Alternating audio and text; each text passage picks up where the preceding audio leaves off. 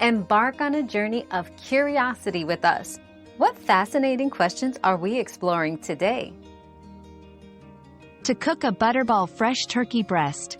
First, preheat your oven to 325 degrees Fahrenheit, 165 degrees Celsius.